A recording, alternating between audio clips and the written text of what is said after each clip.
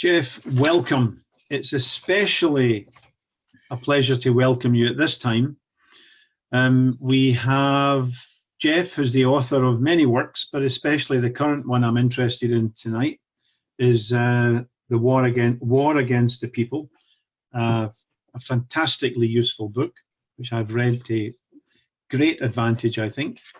But it comes at a time when Israeli high-tech companies have very recently been found to be complicit in, or their products are used to hack into WhatsApp, huge scandal, and via WhatsApp into human rights activists, Amnesty International and others.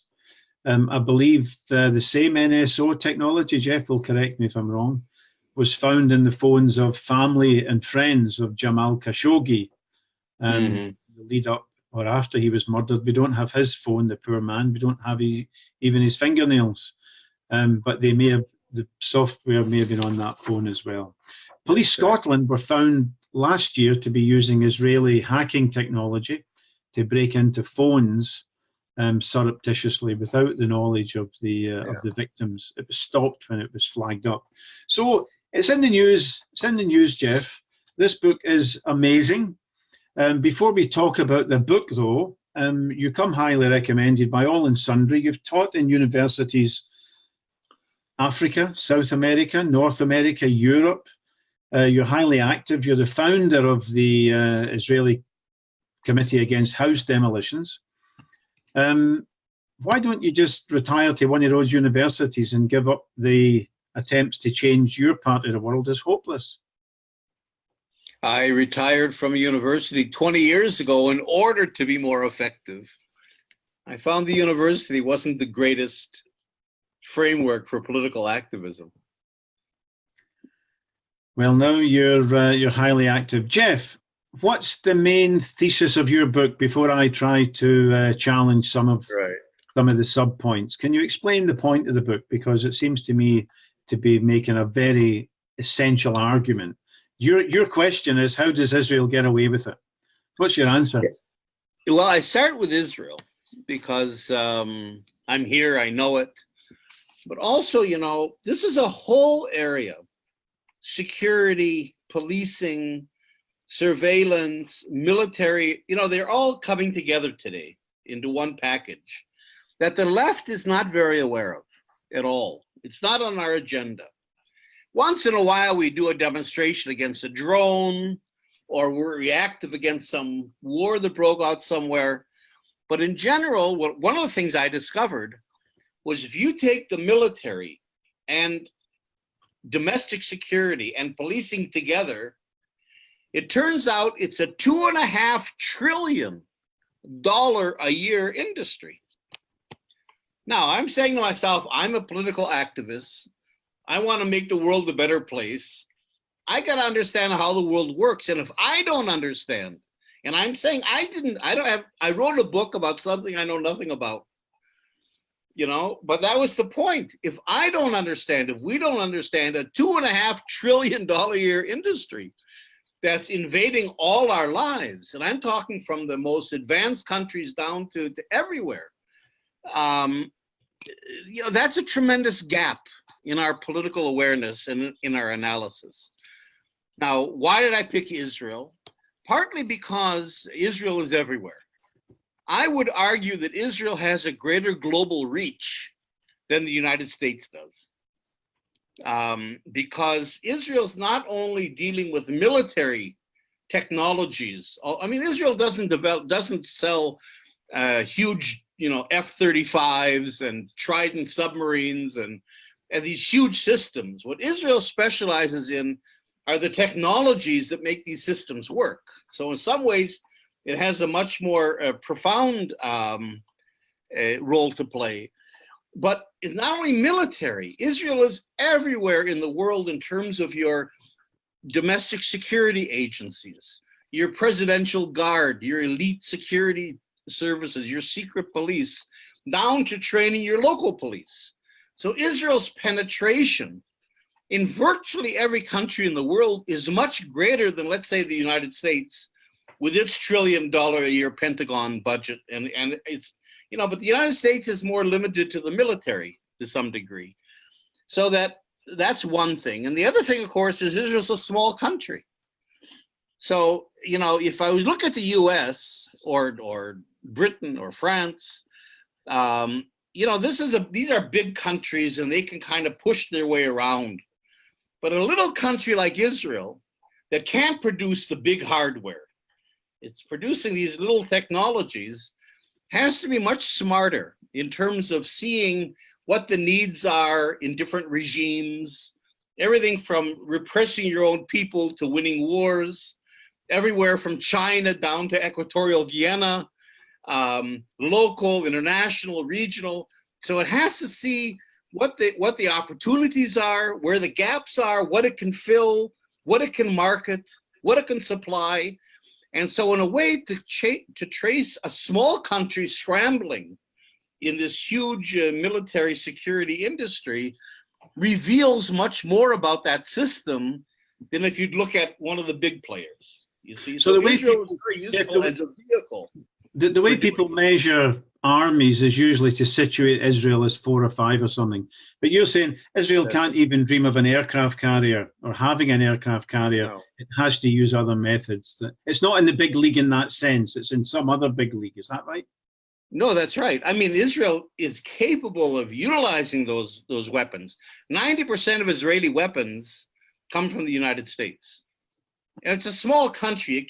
It tried to produce once its own jet airplane, the Levi, but it was just too much. It produces small patrol boats, but it can't produce big ships. Those big things are beyond its capacity. But, you have the F-35, which is the cutting edge stealth bomber of the Pentagon. Well, a lot of the cockpit of the F-35 is Israeli. The navigation systems, what are called the avionics, the electronics, the laser systems for targeting. In other words, these are pretty important parts of the airplane. So they're not making the wings and the body and the wheels and all that stuff, but the brains of these weapons are largely Israeli produced. And you argue that makes Israel indispensable to the same regimes who vote against it in huge numbers at the UN General Assembly. How do you explain that? If this gives Israel fantastic diplomatic clout, how does it face those huge votes against it? Are they illusory? Well, that gets to the question: how does Israel get away with it? Because it creates a quid pro quo. In other words, the idea is we will supply you with whatever you need to stay in power.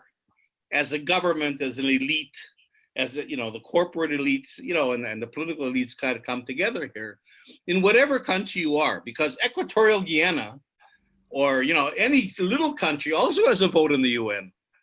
So, we'll supply you with what you need. And in return, you let us keep the occupation so that, you never have, once in a while, you'll have a UN vote, like the Security Council vote at the last days of the Obama administration, condemning Israel's settlement policies. Okay, but you'll never have a vote with sanctions. So from Israel's point of view, you can criticize us. We want you to criticize us because it allows us to play the victim card. So in a way, that's good. It looks like people are ganging up on us. So even that is good for us. But the deal is you don't sanction us. And as long as there's no sanctions, Israel doesn't care how you vote in the UN, just as long as you don't constrain it in terms of strengthening and keeping its occupation. I guess the question, and I would like to ask you, Jeff, is the relative importance. There's no doubt that that's important, what you've talked about, but are you not giving it a key importance that may not be necessary to explain why Israel gets away with it? So, for example, Israel, it's a settler colonial project. It's backed by, it gets the support of Britain, America, France, Spain, Belgium, all the countries that did even much worse than Israel's doing last century in the beginning of right into the middle of the last century. Isn't it kind of, don't we need to ask the question, why on earth shouldn't these states, why shouldn't Australia support Israel when it did what Israel was doing for a very long time? Yeah, but you see, the strategy of Zionism was always to link itself to a superpower. You see, Zionism was this little movement of a few Jews, and Jews didn't have much power and everything else. So, Herzl, who started Zionism, originally went to the German Kaiser, Wilhelm. He met him in Jerusalem in 1898 to see if he could get a charter for Palestine. The Kaiser didn't get off his horse. All right, so Herzl went to the Ottoman Sultan and tried to get a charter. That didn't work. World War I. In World War I, of course, Chaim Weizmann, who became the president of Israel, but was a very important chemist who developed certain explosives for the British Army, was in Britain. And so he got very close to Lloyd George and Balfour and all these guys. So in 1917, boom, you get the Balfour Declaration that all of a sudden put Zionism on the map as a major political force. So the British are the superpower that they're linked to until 48. All right, 48 happens. Now they're linked to France. France was the country after 48 that really was Israel's patron. France is what allowed Israel to develop its nuclear industry already in the early 50s, not to mention the attack on Egypt in 1956 together with Britain. And that lasted until 67. And then de Gaulle declared an embargo on Israel in the Six-Day War. And so Israel moved to the US. And it was able to move to the US because it showed how effective it was militarily in 67, especially in capturing Soviet equipment from the Arab armies. Now, I would argue that, we're in another transition. This isn't the end of the story. Israel is the number 2 or 3, depending on what year, arms supplier to China and India. China is kind of the arch rival of the US. So I could see a scenario where the US is beginning to sink, China's rising, and Israel could very easily shift to another superpower, which is China. In other words, people often ask the question, what would Israel do without the US? I would ask the other question, in a sense, Israel is not Israel uses the US, but it's not a client. It has its own agenda. It's gotten a huge fight with the US. During Bush the son's administration, Bush the son almost cut diplomatic ties with Israel over its transfer of military technologies, American military technologies, to China. So it's a very complex game going on. No, you're right. A wise old Palestinian Jew suggested to me many years ago that Zionism was always for hire. It was never for sale. It was easily able to change its loyalties. But can I come back to the point you made about 67? No doubt about it, US aid to Israel rises exponentially after 67. It's modest until between 48 and 67. It's there, but it's modest. But that's right. Are you not in danger of exaggerating? The very important, I mean, it's obviously important, but are you not in danger of exaggerating the importance of the military and military equipment element of that value? Because after all, Israel smashed Arab nationalism and smashed the idea that local states should control local resources. It smashed Arab nationalism in 67 by smashing all those armies. Was the oil, in a sense, not much more important even than the arms, Jeff? Well, yeah, except there's a regional politics to oil. Don't forget, 67 is in the middle of the Cold War. So first of all, you've got an Israel that's your surrogate to the Middle East. On the one hand, it's passing you on Russian weaponry, Russian technologies, and it certainly was a check on Russia. On the other hand, of course, Israel played a role in protecting the conservative Arab regimes that the Americans were interested in, and the Europeans. You know, Israel was very involved in, the coup in Iran. And certainly afterwards, it was the CIA, but the Shabak, the Israeli Shin Bet, that trained the Shah's secret police, the Savak, in Iran. Israel saved Jordan a couple times from different forces who wanted to invade. And today, I would argue that Israel is the leader of the Sunni world, the Sunni Arab world. You know, again, Israel is explicitly on the side of the Sunnis and against Iran and the Shiites. And Saudi Arabia can't make a move, or Egypt, without Israel. I mean, they can't even beat the rebels in Yemen, you know, let alone Iran. So that, Israel, on the one hand, supports American and European interests, political, oil, whatever they are. But again, and I want to keep emphasizing this, Israel also has its own agenda. It's an actor. And in a way, Israel has placed itself as the hegemon in the Middle East with the agreement of the Arab world. We used to talk about the Arab-Israeli conflict. Today, Israel leads the Arab world because of its military superiority. That's where this military does play a key role in terms of the clout. I call this security politics. How a country parleys its military and technological strength into political clout. And that's what explains Israel's political clout. But to be able to do that, it has to be able to protect those fragile regimes, shall we say, in the Gulf. I mean, that's right. Saudi Arabia, 10,000 princes, in a feeding frenzy to loot the state coffers. Israel has to be able to protect them. Now, didn't Israel come pretty close to getting a hiding in 73? They ultimately probably got the edge. But even in 2006, they didn't get a victory over the Lebanese resistance. So how does that damage Israel's ability to market itself in Washington and in Riyadh? I mean, it has to be able to preserve what it's always called its deterrent edge. Deterrence. That's right. Now, that edge maybe got a bit frayed in 2006, did it? No, for sure. And that's why there's going to be another round. Israel can't leave it like this, because it really did damage its deterrence abilities, or its reputation for deterrence. But at the same time, I wouldn't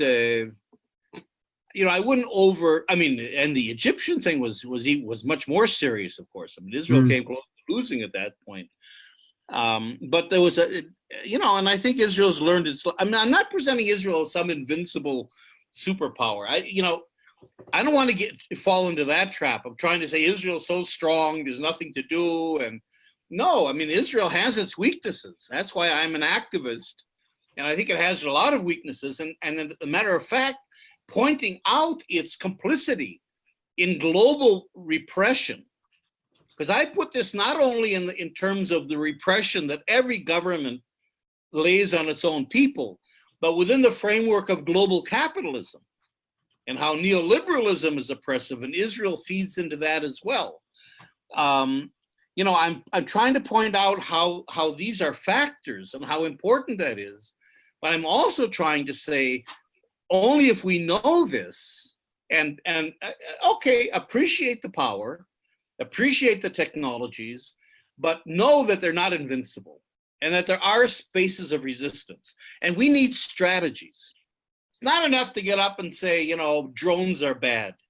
You've got to have a strategy for dealing with the military security issue as a part of the general fight against capitalism, which we really don't. So I guess what I'm doing is presenting a worst case scenario of this strong Israel with all these massive technologies and the effectiveness, in order to present it with a stark kind of a picture of what we have to fight. But the idea is that we can fight it, and we can beat it, of course. Otherwise, there'd be no point to what I'm doing. But it's also got, your analysis, which I largely concur with. I want to challenge a few aspects of it in terms of the balance of the importance of factors.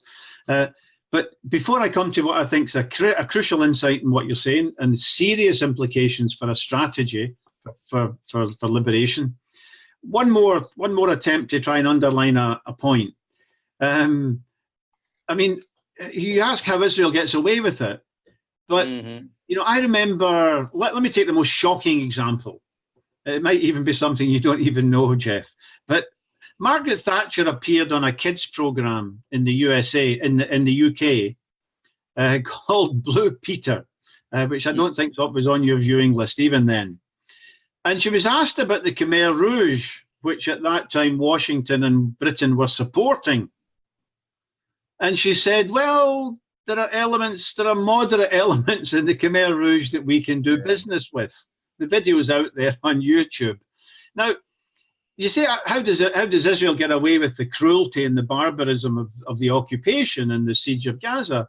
But if you're on the side, if it suits Washington and Brussels and the EU, and what you get away with anything anyway, don't you?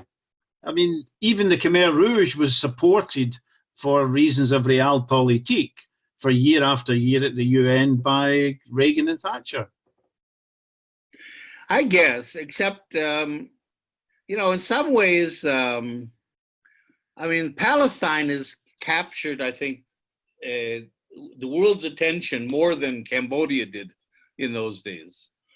And, you know, I think if it was simply on the merits of the case, without this military security, big power kind of a dimension, I don't think Israel will be able to maintain. I don't think it's going to be able to maintain it anyway in the long run.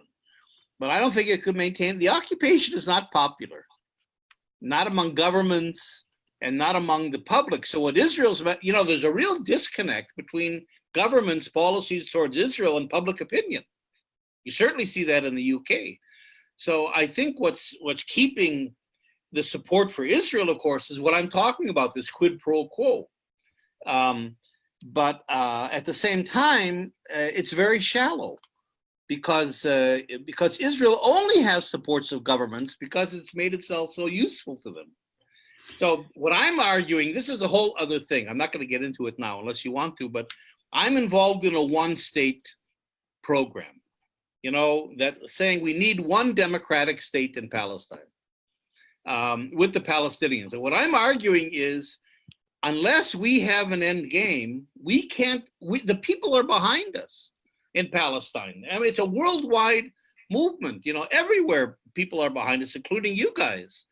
But there's no political program. It's, you know, you're stuck because you have to have Palestinian leadership in order to know what you're demanding of governments, what you want changed. And without that, we're kind of stuck. So I don't think it's that it's the governments that are a problem. I think the problem is we on the left don't have a political program that we can sell. And so we're in a sense, this huge power of the international civil society is being blocked because of our own failures. 'Twas ever so, Jeff. 'Twas ever so. We are many, they are few, and we need a strategy in order to nudge them aside, which we don't have. And I want to come to your promotion. I totally agree with the promotion of a one-state solution. I've lost my chain of my string of thought. Okay, let's go with that now then, because the vision thing, as George Bush Sr. Famously called it, you need to know where you're going. And can I just, I mean, what you say about popular opinion is absolutely true. In fact, if anything, it's understated. Ron Prosser, the Israeli ambassador to Britain, moved to the UN. And as he was moving to the UN, he said, look, we've got a big problem in Britain. He compared Britain to a penthouse. And he said, in the upper level, he compared it to a high-rise building. And he said, in the penthouse, it's absolutely wonderful. Great relations. He said, every other floor in the building is filled with toxic anti-Israel hatred, which meant people don't like what we're doing. So you're absolutely right. And I think it's the fundamentals of any strategy, even if you get other things wrong. The fundamental is that the states governments, corporate elites are bound to Israel very, very militantly, actually. That's but right. Popular opinion everywhere is completely in a different direction. That's so, right. But how does that tie into your, to what I would agree, we need to talk, the two-state solutions are right. an illusion, it's gone. A look at Google Maps tells you that. So how does that to what you're talking about, Jeff? Well, let me say two things real quick. You know how quick I can be. Take your time. Take your time. One of them is what I just said, that without an end game, you can't win. You can't be in a political struggle without an end game. So that's what we need for that. Now, in addition to that, I want to go back a little bit to the security thing as well.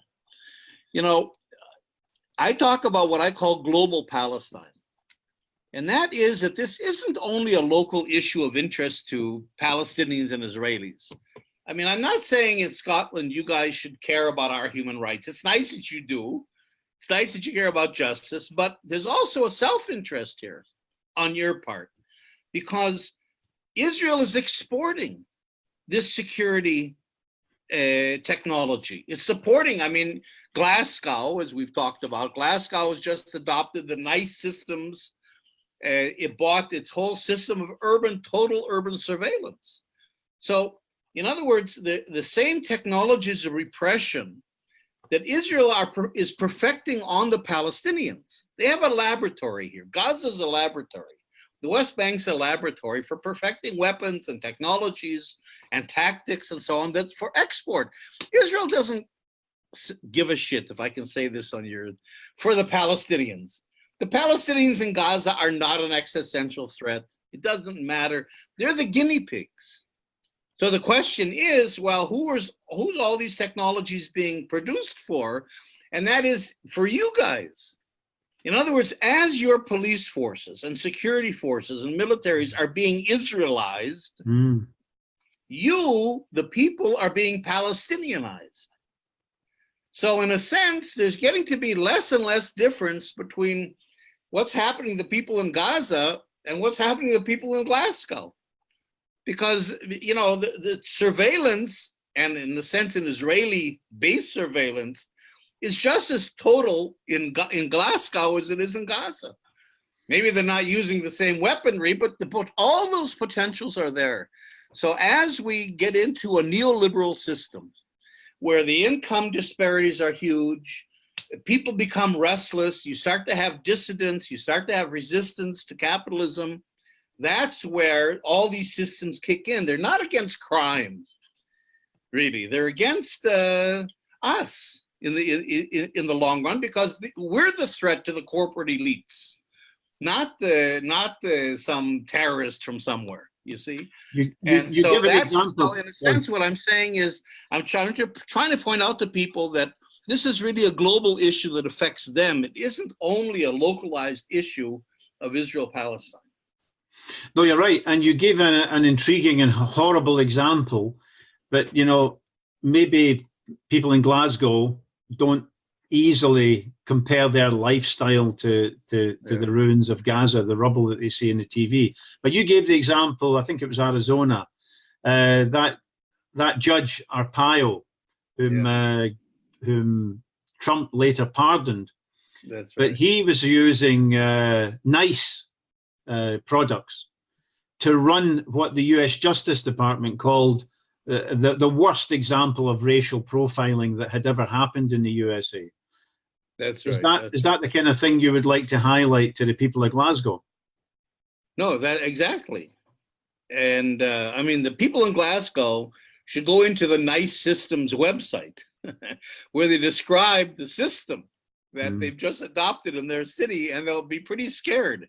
It's a pretty scary system. Voice recognition, facial recognition, biometrics, everybody is in a database. They also boast, but they also boast. San Francisco last week passed a law outlawing facial recognition. So they understand that it's a slippery slope between crime and simply repression of everybody. No, just sorry to interrupt you, but I wanted to point out they also boast in Glasgow that the particular system they've got there, the NICE system, has emotional recognition software. That's right. So if you're walking down the main street there, called Argyle Street, let's say, it can actually pick up on your emotions and then bring in all massive amounts of social media data. No, what you're saying is really important, Jeff. I'm delighted what you're saying. It picks up on what's called nanoscale detection. A nano is the size of a molecule. It'll pick up, these systems will pick up a change in your heartbeat. You know, let's say you're planning something or you're a little bit nervous, you know, it'll pick up how much, if you're sweating. It'll pick up any kind of movement that isn't, you know, in the paradigm of being normal. So that what it really does is it eliminates all spaces of normalcy, you know, and you can't be an exception. You can't do anything out of the certain norm. And, you know, then that feeds into what China's developing now, the system of social credits, where every citizen, I mean, your listeners probably have heard about this, and I think Israel's involved in it, where every citizen gets a ranking, and then according to their behaviors, what they buy, what they read, how good they are in school, how good they are at work or whatever, they're given ratings all the time that limit them or give them privileges. So these kinds of systems are, I mean, they're kind of a totalitarian system that Orwell would never have even dreamed of. But like you say, they pick up nano things, you know, whether you're blinking more than usual, any kind of thing that inside or outside that would indicate that something is going on that doesn't fit this this normal parameter. Let me ask you one more question to see if I've got your book right. What I started off thinking, Jeff, in the book you were saying that the repressive technology practiced on the people of Gaza, I think I maybe viewed it simplistically. The crushing, the slaughter, the heavy stuff that goes on there could then be transposed to the Brazilian favelas, bits of Calcutta, and so on, where you don't control people ideologically, you don't persuade them to vote against the health service by a particular political. You really need naked violence. And I was thinking that fascism arises in a situation where you can't control people by ideas and you have to use naked violence. But you're now saying, I think, that it actually is not either or. It blends in to places like Glasgow, where most people, most of the time, follow the rules. Yeah. How does that work? Can you explain that further? Well, if we're getting close to the end of our time, I want to put it within a framework. What Israel's exporting is not only technologies of repression and tactics and so on. It's exporting an entire idea of a security state. It wants the UK to be a security state, and Glasgow is well on the way, or all the other countries. In other words, a security state is where security trumps, in both senses of that term. Security trumps everything else. You can be a democracy, but a democracy subservient to security. And the problem with the word security is it's an easy word to sell people. Who doesn't want security? Of course I want security. I want my government to bring me security. That's why I elect them. So, you know, and by using that word, governments are able to conceal the real reasons behind these systems, which are, like we know, corporate elites, political elites, repressing dissent and so on. So I'm using it in the book, and that's the subtitle of the book, the word pacification. How you pacify a population. Now, what if we replace security with the word pacification? I want security, okay? Do I want to be pacified? Well, wait a minute now. And then the question that arises, it doesn't arise out of the word security, because the word security closes down any kind of problem. Of course I want, it's a common sense term. Pacification opens up these things critically. Who wants to pacify me? We don't ask who wants to securitize me.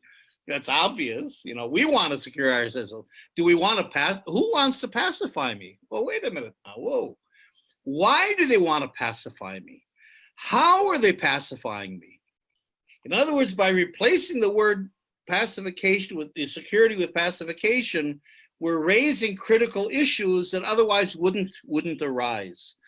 And so, and in that framework, Israel is trying to sell the security state that, you know, every state has. You have it in Britain, the PREVENT program. Every state has had states of exception or states of emergency. You have the Patriot Act, or something happens, there's a war, there's an earthquake or something, and you have a state of emergency where you suspend normal due process of law and all that stuff, and the state takes over because it's an emergency. What we have now in the US, you know, since 2001, is a permanent state of emergency. And Israel, you know, Israel's in a state of emergency since 1945. The British emergency regulations are still in effect.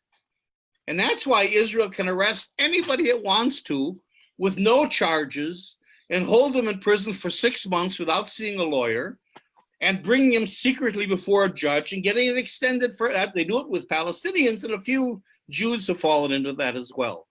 That's the system that Israel wants to sell. That's really, in other words, Israel is sort of saying, we don't only want you to support our policies, the ultimate support is if you become like us. If Israel's the model of what the world is like, and so what it'll tell France, or what it'll tell you guys, or what it'll tell Brussels is, you know, you got a problem with a few Muslim neighborhoods that are making a little terrorism for you guys. You know, look at us. Look, you shouldn't be criticizing us. You should be imitating us. Because look what we have. We have a state with personal safety for people, a great economy, a democracy for our people, in a country where half the population are terrorists. You see? So Israel is really, I think, parlaying its security expertise into genuinely a global threat over all of us, especially in the framework of neoliberalism. Okay, now let's take that forward a bit. There's a question coming in from viewers. I remember in '68 in Czechoslovakia, the Czechs had a poster, you know, don't haul it. You don't need to go to Russia. Russia's coming to you. I think you're trying to say you don't need to, Israel's coming to our doorstep. They want to Israelize large parts of the world. But Jeff, I want to ask you two different questions about resistance. One, there's a very disciplined, massive resistance taking place in Algeria at the moment. In Sudan even, there's a rising against the military regime, or the rising against the dictator has been sustained so far. In Glasgow, the same year that the NICE stuff was installed, students at Glasgow University elected Edward Snowden as their rector because of a feeling of unease about what was going on. Right. Two questions. One, what kind of resistance do you think, what kind of strategy are you proposing? Put a bit of flesh on the bones, and it has to include, I think, the whole of the Middle East, and it has to spill over into Europe as well. What are you suggesting? Right. What are the implications of your analysis for strategy? Yeah, as the Americans would say, I don't have a silver bullet. I can't pull out from my short sleeve the solution. I think, you know, I think the problem, you know, I can point out the problems. So I think the one problem is organization. And that is that we all have pieces of the puzzle. You know, there's a lot of people writing about globalization and writing about security and writing about repression and, you know, climate change and everything else. But we're all siloed. You know, for example, Naomi Klein, who's great, who has this wonderful analysis of capitalism, wrote this book on climate change, never mentions the military. The military is the world's greatest polluter. If you're talking about climate change, but she never mentions it because really most people on the left don't know much about the military. So we kind of trail off. We talk about militarization, but we don't get into it too much. What we have to do is find a way. I tried to organize, I'm still trying to organize a network called the People Yes Network. I mentioned at the end of my book, it hasn't taken off, that says, let's bring people together from the left, from all over the world, all different kinds of issues, and try to break the silos. See what are our common concerns? Where do these issues overlap? And to try to develop, we're facing a global issue here, global capitalism. We have to have a global response. One of the worst things, I saw it in the US, I don't know if you had it in Europe, the bumper sticker of the 90s that said, think global, act local. Well, I'm not against acting locally, but what did that do? That everybody started to act local, which left the whole global sphere to the militaries and corporations. And we on the left are all working in our gardens and working in our local communities. It was a terrible slogan. So I think we have to start thinking global and acting global. And we need the mechanisms. We don't have today the structures on the left. The World Social Forum is getting worse every time, I have to say. That was an attempt. But even in the good World Social Forum, it dissipates after a while. You leave and then it's gone. We have to have structures where we can really talk to each other and we can think across these siloed barriers and begin to develop a global strategy. I don't have a global strategy to throw out, but I know what has to be done in terms of infrastructure in order to get to that. And we're not, the left is not, we don't cooperate with each other, we don't talk with each other, we don't organize very well, we're very reactive. And I was hoping my book might be a catalyst towards some kind of a thinking about it. The only way we can deal with this global problem of capitalism and militarism is with a global strategy. And I was hoping that might push people to begin to think in that direction. Well, it's bloody hard, that's for sure. Jeff, I've got a question here from a Palestinian who's a bit pessimistic. Khalid Khalil from Edinburgh asks, the occupiers diffused all previous attempts at a solution in order to keep eating at Palestinian land. They'll never agree to a one-state solution is the core of the question. They won't even take one step towards it. And a large number of Israelis are now shouting genocidal slogans, kill them all. So it could be what's Jeff's vision or even a plan to make them agree to it? How do you make them agree to it? My addition to that, supplementary to that, Jeff, is I know Jewish white people in South Africa who joined the liberation movement. That's right. They took out an ANC membership card. Nobody said you're white, get back. That's right. If you wanted to join a liberation movement, there was a party to join. Now, there is no such, there's a vision spreading among Palestinians and a very few Israelis, but there's no organizational form for it. So if I was living in Israel, apart from probably being in prison, but if not, I'd be looking for a party to join. I don't want to reduce it to a mechanical thing, but you know what I mean. If your vision is one state, if your vision is one state, how can you bring together all the people, not worldwide, but in that tiny piece of land, to fight for the dismantling of Zionism? Can you add that on to Khalid's question and make some remarks, Jeff? We don't have an ANC.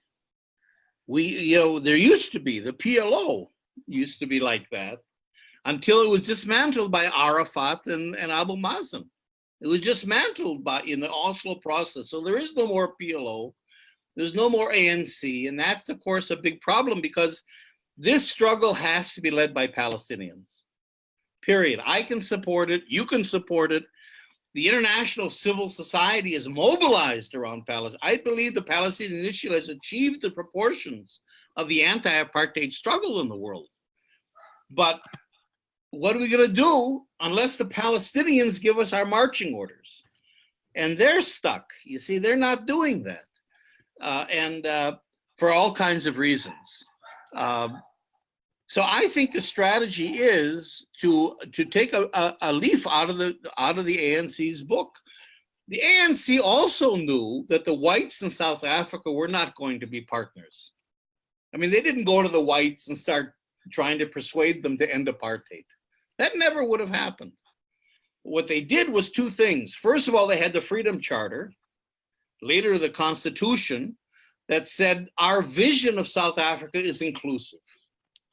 You see, so when apartheid fell, the whites were able to go along with the transition because they saw it, it wasn't against them. They had a place in the new South Africa. And I think we have a program, a one-state program that does that says our vision of the one state is inclusive. So there's that. So the whites in South Africa didn't have to fight to the death. They could accommodate to the change. They would have fought to the death if the Freedom Charter hadn't have said you're part of South Africa. Mandela used to always say, we're all South Africans. So we have that. The other part of it, though, is that then the ANC knew that they were never going to get the white South Africans on their side. So they forgot them. They bypassed them, basically. And they created an ANC direct relationship to the international civil society, trade unions, churches, university groups, political groups. All of us were involved, but with an end game. The end game was always one man, one vote. So when de Klerk came to Mandela a number of times and suggested power sharing, suggested this and that, Mandela said, no, one man, one vote, and we all held out for that. That's what we're lacking today, is that end game for the Palestinians. So I think if we have an end game that then we can advocate for, we can mobilize the international civil society that on the one hand changes their own government's policies, which happened in South. Governments aren't our friends, but they weren't the friends of the ANC either. You have to change that policy, and you have to, do a real BDS. We're doing BD. We're not doing the S. We're not doing sanctions. And get corporations to pull out of Israel. Really hit Israel economically, especially in the arms security sector. That's what's really the most important thing, not SodaStream or Motorola. I think the BDS targets aren't very good. So if we do all those things, I think we can cause the collapse of Israeli apartheid, just like the ANC caused the collapse of South African apartheid. And then, because it's inclusive, our plan, we have a 10-point plan, our one democratic state group. Because it's inclusive, I think we can also get the Israelis eventually, the Israeli Jews, to join in, but only after their apartheid system collapses. We know they're not going to be partners, so our strategy isn't dependent on them. That's the important point. Joe, Jeff, where I've got you here, it's highly pertinent to what you've just said. I've not been able to find what I found a few years ago, which was a translation from Hebrew of a meeting of Israeli captains of industry. And not by chance, it was called by the head of the Zim shipping line. Mm-hmm. And it was at the time when there was solidarity blacking of stuff by dockers in Scandinavia, in Auckland Port, in West India, in Cochin Port in the West. And he was afraid. He was saying, look, if these dockers ever move from a week at a time of turning ships away, then Israel is massively dependent on international trade, and you can't shoot those dockers in Stockholm. So I think he had a glimpse of coming up against a power that would force the dismantling of Israeli apartheid. Would you comment on that and say good night? Well, that's why Israel is working very hard with governments to make BDS illegal. You see, it's succeeded now in Germany, and it's getting there in Britain, because then they can go to the dock workers. Then it's not a matter of protest. It's a matter of the dock workers. Sorry to interrupt you, Jeff. The Bundestag thing did not have any law. It was merely a political statement with no legal significance yet. Sorry to interrupt you. Okay, maybe so, but they declared BDS anti-Semitic, which in Germany is probably worse than a law in a way. But Israel's trying to do that with illegal, because look, it's the same thing in France. It's declared anti-Semitic. That's just a statement, but anti-Semitism is illegal. You know, so you have BDS people that have been tried in France and convicted for BDS, not because of BDS, but because they're engaging in hate speech. So, you know, it's a chain kind of a thing.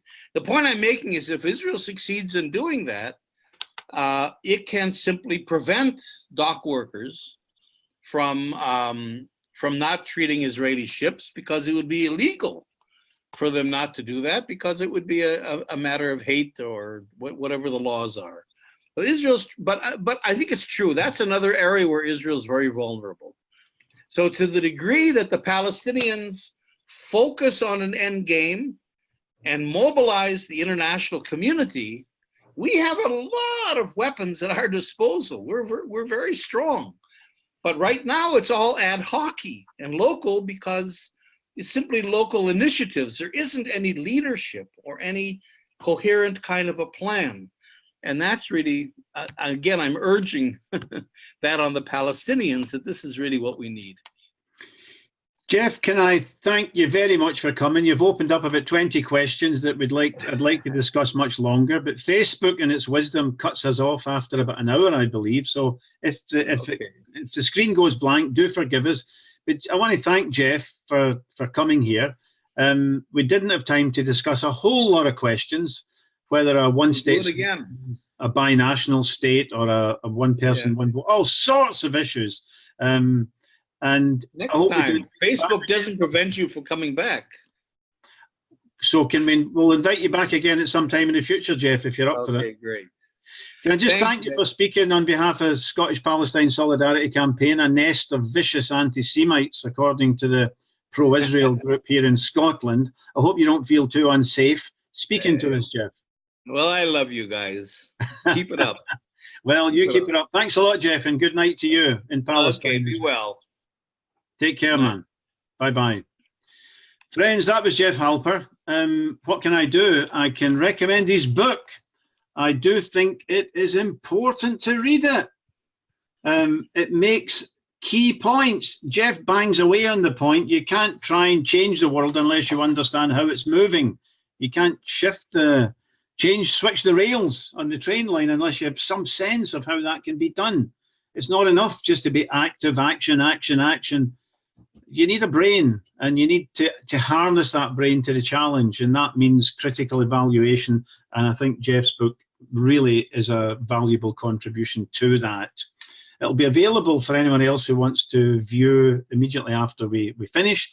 Can I just draw your attention to one important thing? Please put this in your diary, and please, if you can, come to Glasgow City Chambers on the 29th of June.